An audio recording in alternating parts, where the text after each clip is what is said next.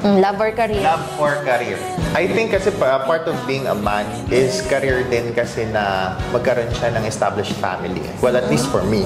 Ganyan. So, if you're a person that's not one of your career path to have an established family, and if you have to choose kung love or career, I would say, parang dyan medyo nagiging ako dun sa tinatawag na destiny. Kasi paano kung yung person na talagang destined for you, na-meet mo ng maaga?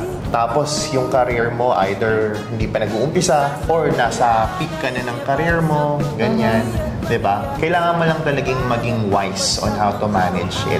So, not totally choosing career or choosing love, pero it's not supposed to be difficult if it's for you. Diba?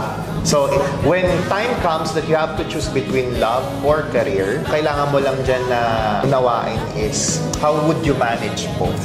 How would you manage both? Kasi hindi naman ibibigay sa'yo ni Lord yan para piliin mo kung ano yung... Parang alam mo yung happiness mo, 100%, 50% love, 50% career, tapos kakalahatiin mo lang. Di ba masakit yun para sa'yo? Binigay sa'yo ni Lord both. Kasi you're supposed to have it both. You just have to figure out how to manage it. Ang ganda ng sagot ko! Hindi, mas maganda yung sa akin.